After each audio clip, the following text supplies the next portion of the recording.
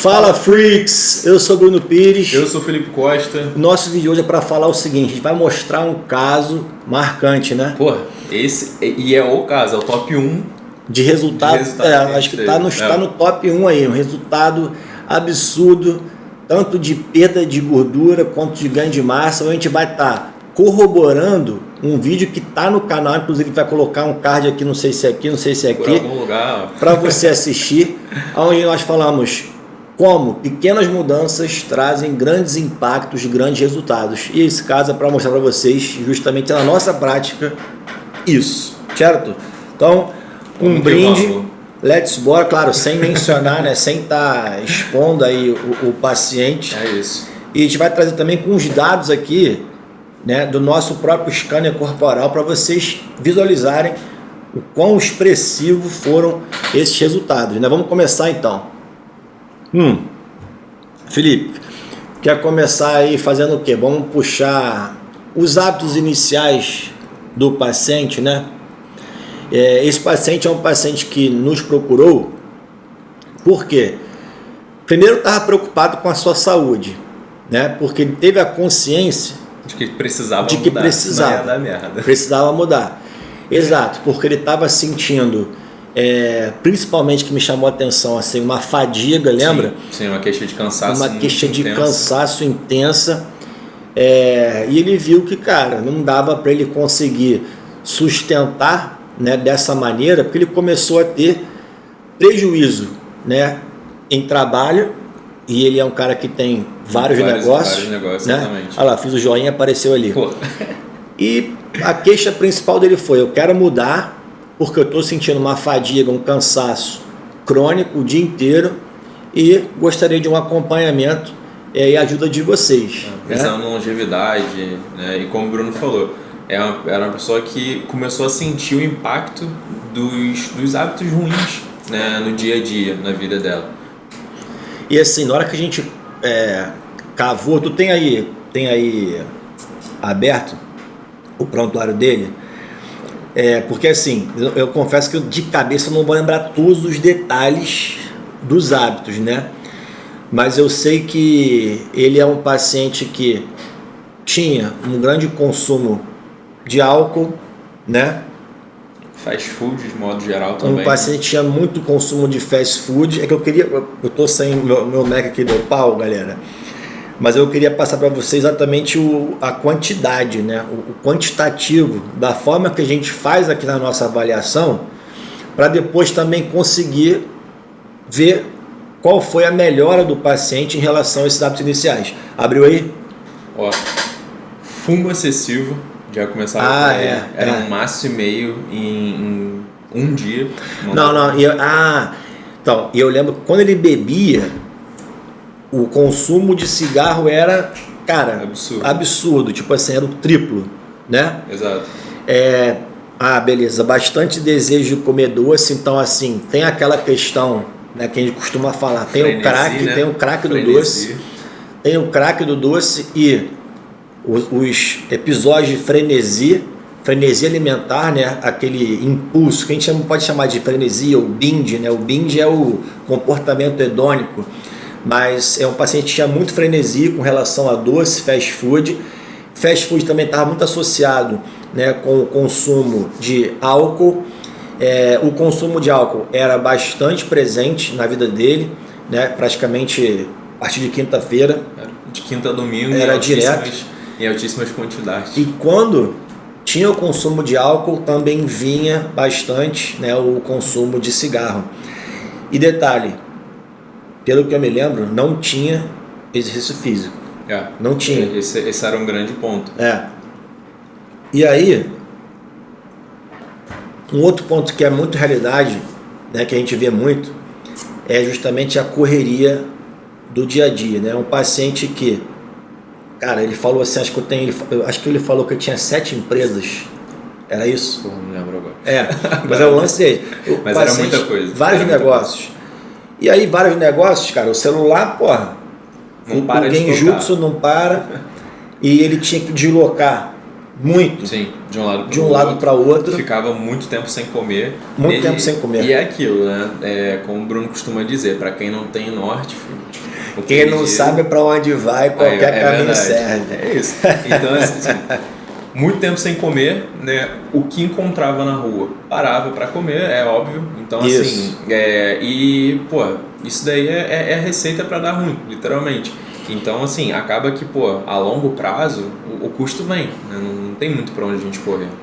Cara, essa questão do quem não sabe para onde vai, qualquer caminho serve, é muito interessante porque se aplica muito com relação ao consumo de besteira, né? Com relação à comida, porque isso é o reflexo da falta do córtex pré-frontal, do cognitivo, conseguindo vencer justamente o sistema busca-recompensa, que é o que está ativo quando você está buscando ali um alimento ultra mega saboroso. Então, se você não tiver um planejamento mínimo alimentar, não é aquilo não é parar domingo e fazer marmita para a semana inteira, não é isso. Mas se você não tiver bem definido, eu almoço tal hora, eu almoço em tal lugar. No meu carro, deslocando, eu vou ter ali um iogurte, eu vou ter um iogurte, eu vou ter um whey. Quando eu chegar, uma barrinha de proteína, uma programação mínima. Se não tiver uma programação mínima, a parte cerebral, né, do que te faz se alimentar com relação a prazer para ter recompensa, ela vai estar vencendo. É o que a gente costuma falar, que é o capetinha versus anjinho. Se você não se programar para o anjinho estar mais presente, que é o córtex pré-frontal, que é o cognitivo, o capetinha vai estar vencendo sempre, né? Então esse paciente ele trouxe para a gente uma série de características, de comportamentos que a gente vê muito, só que ele está muito aflorado, que favorece essas questões patológicas, né? E trazem reflexos corporais, ou seja, sem programação, pressa sempre, deslocamento, cobrança, celular direto, 24/7, estresse, sem estar treinando e com diversos gatilhos sociais, né, de consumo de álcool, né, de quinta a domingo praticamente, e o cigarro associado, né, e o álcool não vem sozinho. Sempre vem uma beliscada, né, pai? O álcool só vem sozinho quando a gente quer ficar doidão. É naquela nossa, época aí de vida louca. Aí o álcool vem sozinho. Faculdade. Né? Exatamente. O Gami, né? Natasha, essas coisas. Pois é. Pomarov. Cantina da Serra.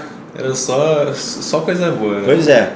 E aí assim, Filipão, quando você viu, né, esse cenário, qual foi o teu norte ali de abordagem nutricional? Porque depois eu vou comentar aqui, obviamente, o norte com relação à estratégia medicamentosa, né? Claro que eu não vou passar aqui as doses das coisas, mas eu vou dar uma ideia para ela entender como é que eu atuei nesse caso. Mas qual foi a tua ideia aí para esse nosso caso, para esse nosso paciente? Depois a gente vai mostrar também os resultados dele. Verdade. Então, começando, a gente precisava arrumar a casa, né? Então, comecei pegando toda a rotina dele.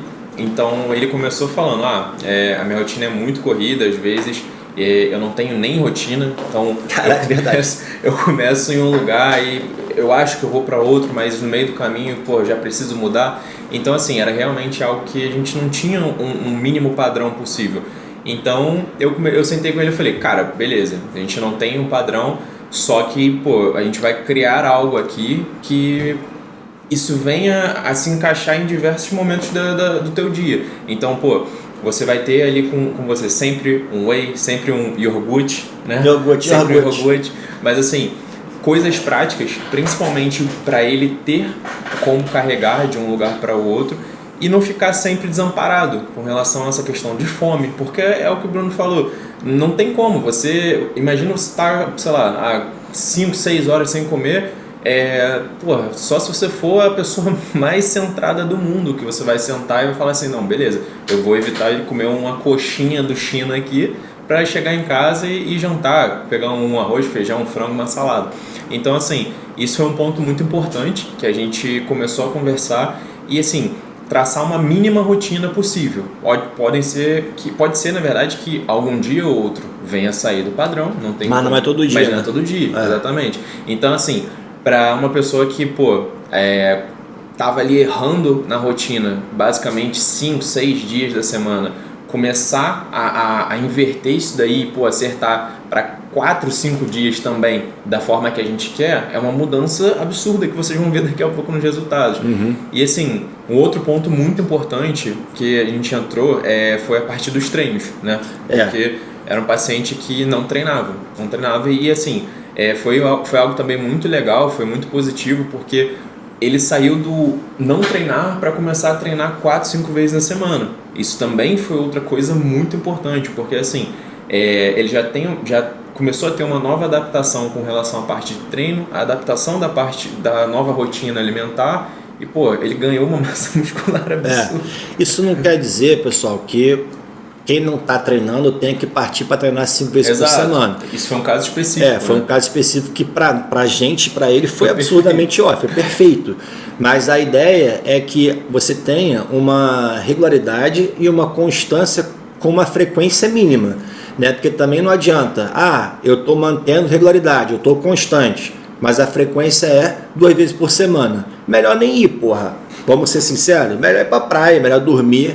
Então, assim, a nossa única exigência de consulta, pessoal, que a gente manda para o paciente tu vai ter que treinar, vai ter que ganhar massa muscular, vai ter que fazer musculação. Mas tem um funcional que não sei o quê. Pode fazer, só que não vai substituir a musculação. Você pode adicionar a tua programação de treino da semana com relação à musculação. Mas, para nossa sorte, né, e para a sorte dele também, ele engajou muito nisso e acabou gostando também da atividade, fazendo 5 vezes por semana. E a gente só tinha comentado pelo menos 3 vezes na semana. É a nossa única exigência, pessoal, nas consultas, sabe? A gente quer musculação pelo menos 3 vezes por semana. A gente recomenda 4, porque se a pessoa der um migué, vai acabar indo 3. E ainda tem que adequar o treinamento a uma frequência dessa. Só que já é outro papo, a gente pode comentar disso, né, em outros vídeos. Agora, ele é um paciente, né, que, da minha parte, eu tive que ser um pouco mais agressivo. Eu costumo falar isso. A conduta foi um pouco mais agressiva com relação à parte medicamentosa. Por quê? Porque ele é um paciente que já tinha um grande risco cardiovascular associado, né? Já não é um paciente mais com 18 anos. Né? Então, é um caso que você tem que estar pensando o seguinte: eu tenho que proteger esse paciente de um desfecho cardiovascular negativo em médio e curto prazo, né? Evitar que ele tenha uma aterosclerose, um infarto, um AVC, né? um coração remodelando, ficando insuficiente. Então, são casos que eu tenho que ser mais agressivo na conduta farmacológica. Né? Para mim, o fármaco, gente, ele sempre tem que ser rodinha da bicicleta, né? Quem tem que guiar é a pessoa. Só que tem casos e casos, né? Tem casos que eu tenho que ser um pouco mais agressivo, como eu gosto de dizer, porque eu tenho que tirar a pessoa daquele risco, né? E os 2 pilares, né, em relação à abordagem medicamentosa desse paciente são, né, eram, que agora já mudou bastante, né? Mas o comportamento alimentar de desejo, ou seja, a cracudagem, que é a parte cerebral que envolve sistema busca-recompensa, né? Núcleo accumbens, amígdala, hipocampo, basicamente uma via dopaminérgica e beta-endorfina, né? E também tem que ter o córtex pré-frontal controlando justamente esses impulsos de prazer. E atuar também com relação à parte do centro da fome, né? Fome, saciedade, e melhorando a ação da insulina, porque era um paciente que já estava com a insulina estourada, colesterol estourado, de cabeça agora não lembro se ele estava já com pré-diabetes, ou seja, eu lembro que ele estava com a insulina super estourada. Paciente que tinha já uma circunferência abdominal bem, né, elevado, ou seja, colocando ele num parâmetro, né, antropométrico de risco cardiovascular. Então, foram as 2 vertentes ali mais importantes com relação à perda de gordura, tá? Só que a gente também sempre trabalha no ganho de massa muscular. Claro que a gente trabalha nesse ganho se a pessoa for engajar no treino.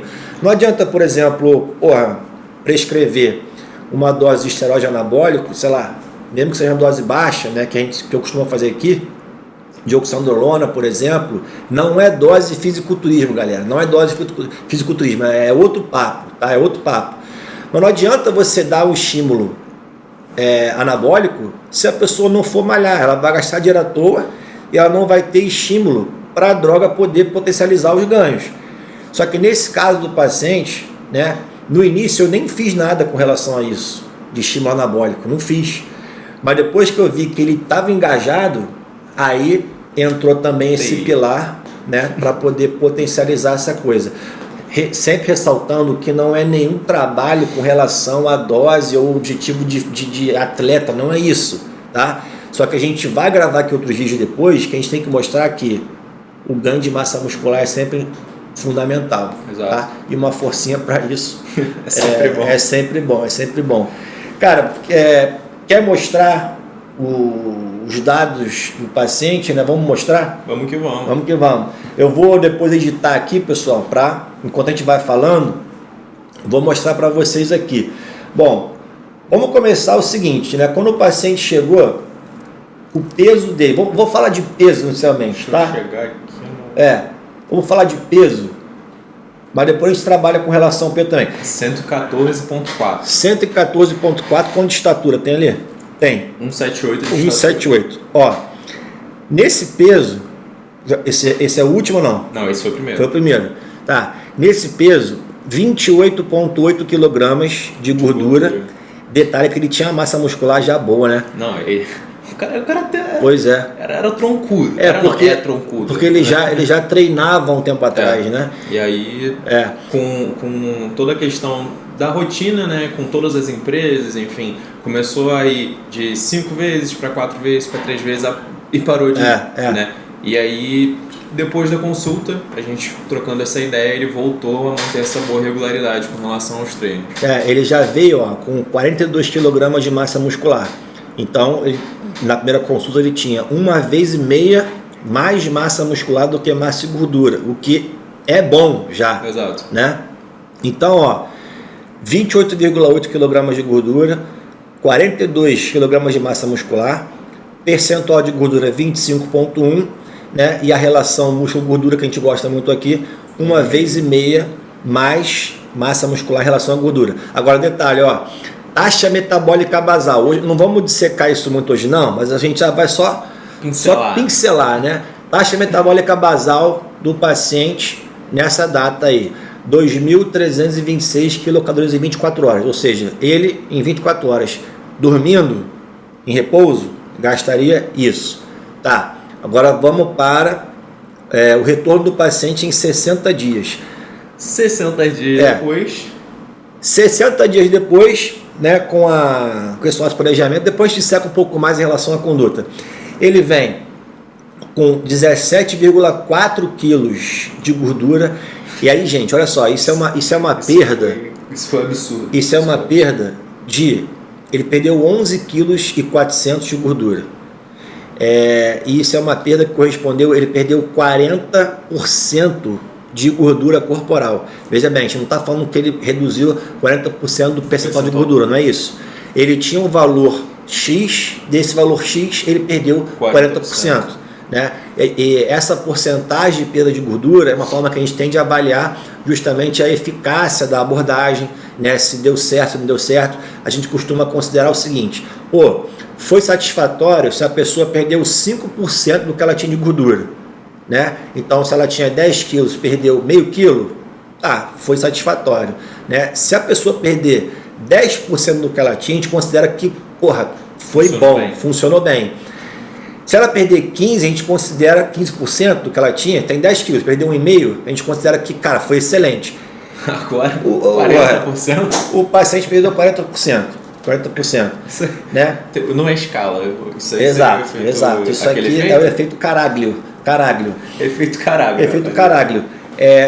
E assim, isso foi feito, gente. Depois eu vou dissecar um pouco mais aqui com a abordagem medicamentosa, mas eu não deixei esse paciente sem fome nenhuma. Eu não deixei o cara com anorexia, galera. Não deixei mesmo. Foi comendo, se alimentando. Até porque o outro dado vem aqui. Se eu for, vem com força. Se eu deixasse o cara sem nenhuma fome, ele não ganharia em 60 dias 5,8 kg de massa muscular. Olha isso. E o detalhe, que aqui nessa consulta eu nem fiz estímulo anabólico, eu não prescrevi oxandrolona, nada disso. Nada disso. Foi uma coisa puramente do esforço, aí foi 100% dele. Então, por que é importante também eu não chegar, claro, tem casos e casos, né? Mas de não empurrar um paciente, cara, com uma dose de bula de Ozempic ou associar o Ozempic com sibutramina, eu não costumo deixar o paciente totalmente saciado, não costumo fazer isso. Só quando o cara está com o pé no infarto, né? Aí tudo bem, tem uma justificativa. Por quê? Se a gente bota o paciente sem comer nada, a massa muscular não vem. E se a massa muscular não vir, em pouco tempo vai ser mais fácil a pessoa chegar num platô que não vai conseguir mais perder gordura, mesmo que ela praticamente não coma nada de caloria. Mas isso aí é tema para outro vídeo. E olha que coisa, ele passou, gente, a taxa metabólica basal dele, né, ganhando 5,8 kg de massa muscular, ele aumentou 150 quilocalorias. Aí vocês pensam, pô, isso é pouco. Felipe. 2 pãezinhos, rapaziada. 2 pãezinhos artesanos aí. Aquela coisa linda. Um pão francês. Mas isso aí é um cálculo em repouso. Exato. Quando a pessoa pega essa taxa metabólica basal que ela ganhou e se exercita, isso aí, cara, é potencialmente escalonado, né? E essa taxa metabólica basal que vai consumir justamente a gordura corporal, né? A gente não emagrece enquanto está fazendo aeróbico, a gente não emagrece enquanto está correndo, a gente não emagrece enquanto está ali em jejum, não. Aquilo ali bota o nosso corpo num estado catabólico, mas o que vai fazer a gente perder a gordura é o músculo consumindo isso. E ó, caraca, isso foi bizarro. Isso foi bizarro. Né? A razão... Já era boa. Tá? A razão músculo-gordura, são quociente, né? Massa muscular sobre massa de gordura. Ela passou de 1,5 para 2,8. Ou seja, ele passou a ter quase o triplo de massa muscular em relação à gordura. Cara, isso surreal. Isso foi bizarro. Foi bizarro. E o percentual de gordura dele baixou 9,4%. Cara, foi de 25 de percentual, né, 25,1 para 15,7. Aí você pergunta, cara, como é que ele baixou 9,4%? Porra, porque ele praticamente perdeu muita gordura e também ganhou bastante massa muscular. Porra, deu aula. Deu aula, né? Deu aula. Esse é o famoso efeito caraglio, rapaz. É o caraglio, o efeito caraglio. É absurdo, cara, é absurdo. Agora sim, como é que você fez aí, Felipe, né? Dá um parecer aí básico, né? Para encaixar os nutrientes necessários para ele ganhar massa muscular nessa correria dele, porque o cara treinou. Sim. Só que não adianta só treinar sem ter o nutriente entrando. Exato. Né? Exato. E assim, como a gente tinha conversado antes, eu já sabia mais ou menos o que ele gostava de fazer, o que ele gostava de comer e até mesmo o que ele conseguia fazer, porque uma coisa é ele gostar e outra coisa é ele conseguir fazer. Então basicamente a gente tornou a alimentação dele o mais prática possível. Então ele comia literalmente o que a gente chama de comida de gente, né? O arroz, feijão, um pão, um ovo, frutas, fibras também que são muito importantes, né? Até mesmo com a redução da medicação, é interessante eu ir aumentando as fibras para conseguir dar uma saciada um pouco maior nele, né? Junto, obviamente, de uma boa fonte de proteína, uma boa fonte de gordura. Então, assim, pensando na base da alimentação dele, a base da alimentação dele era muito simples, era o que a gente tem no dia a dia. Então, como a gente já falou em outro vídeo, a gente não pensa em vir para cá para dificultar a vida do paciente. A vida já faz isso. Então, assim, saiu do útero e já começou o estresse. Já começou o estresse. Então, assim, a alimentação ela não tem de ser mais um outro estresse na vida do paciente, não é um outro agente estressor. Então foi basicamente isso, da gente chegar, sentar e falar, ó, o que a gente consegue fazer, o que você quer comer, o que você gosta. Então, obviamente, se o cara virar pra mim e falar, eu quero comer pizza no café da manhã, eu falo, porra, eu também quero ser milionário, mas não consigo. Então, assim, a gente conseguiu fazer uma lista bem legal dos alimentos que ele gostava, então, como eu falei, né? E essa foi a base da alimentação dele. A base da alimentação dele era comida normal, nada demais, né? Não tem um milagre acontecendo. Exato, cara. E isso aí que é outro ponto importante desse caso é o paciente perdeu, foi quanto mesmo de gordura? Foram 11,4 quilos. Gente, comendo comida. Então você aí que tá com medo de comer, cara, para com essa mimizice. Para. Comer certo. Comer certo. Comer certo. Porque senão a massa muscular não viria nesse caso. E aí, jogando franco com vocês, como a gente sempre faz, né? Minha abordagem medicamentosa. O paciente ele tem, primeiro, muito desejo. Se eu pegar para esse paciente e fizer uma abordagem medicamentosa que aumenta a saciedade, por exemplo, como sibutramina, como Ozempic, eu não vou atuar no desejo, que isso aí é comportamento hedônico, é frenesia alimentar, é impulso, né? Então eu tenho que fazer o quê? Atuar no sistema busca-recompensa, é o sistema do drogado, do cracudo.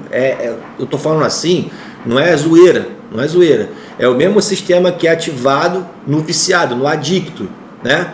Para qualquer coisa, seja para chocolate, seja para alimento ultra mega palatável, seja para café, como é o meu caso, seja para crack, seja para cocaína, nicotina. E aí, para esse tipo de situação, você tem que atuar com fármacos para isso, né? Para reduzir a busca pelo prazer e reduzir a recompensa que aquele comportamento te dá, reduzir o orgasmo alimentar. Para isso, a gente tem vários fármacos que você pode lançar a mão, né? Tem topiramato, por exemplo, que eu não costumo fazer muito por conta dos colaterais. Esse paciente eu fiz uma associação de bupropiona com naltrexona, focado nessa questão do sistema hedônico, né? Busca recompensa. E também deixei ele um pouco mais saciado, melhorei um pouco a ação da insulina com uso de Ozempic, dose baixa. Para você ter ideia, assim, é uma caneta com dose de 1 mg que vai durar mais de 60 dias. Não vou passar a dose, senão vou dar já aqui a faca e o queijo na mão, certo? Então, um esquema adaptado para esse paciente, né? E fiz, cara, uma reposição leve de testosterona via transdérmica aí, ó. Por quê? Porque ele tinha uma testo baixa já em virtude do excesso de gordura visceral e aí pode exercer um efeito de bloqueio de eixo, tá? Então já fiz essa questão aí para ele, não foi nada próximo de ciclo, nada disso, tá? Mas é uma questão que aumenta um pouco para dar um gás também e ajudar também com outras partes da vida, né? E basicamente foi isso, tá, galera? Isso foi aí a abordagem mais central. E da parte de suplementação, para, enfim, bater mais ou menos com o pensamento do Bruno, a gente começou a creatina, né, para conseguir trazer um melhor estímulo para ele de treino, né, uma melhor contração muscular e pensando nisso também, um ganho de massa muscular mais interessante, né? O whey protein, o basicão. E concentrado mesmo, não foi para ele? Foi concentrado. Esse é outro ponto também. Outro ponto, né? Importante. Ele não tinha nenhuma intolerância, né? Não tinha nenhuma sensibilidade à questão de lactose ou da digestibilidade da proteína. Então, a gente só costuma recomendar isolado se tiver alguma restrição com lactose, né? Geralmente. E assim, o whey concentrado mesmo, então se alguém estiver falando aí pra você, toma isso e você não tiver nenhuma dessas questões, escuta a gente. Escuta a gente. Como sempre, né? Ou você faz tudo ao contrário do que falam por aí, que você vai estar fazendo certo, ou você escuta os freaks, beleza? Inclusive, pessoal, dá aquela moral. Eu esqueço de falar no início dos vídeos, cara, curte o vídeo, se inscreve no canal, ativa as notificações, deixa um comentário aí do que você achou desse caso, né? Se você passa por isso, se você curtiu as nossas informações, ou comenta qualquer coisa aí, beleza? Fala a tua vida, né? Manda um oi, é só para ajudar com o algoritmo e se inscreve, tamo junto, beijo até vocês a próxima, rapaziada. Nos próximos vídeos. Tchau!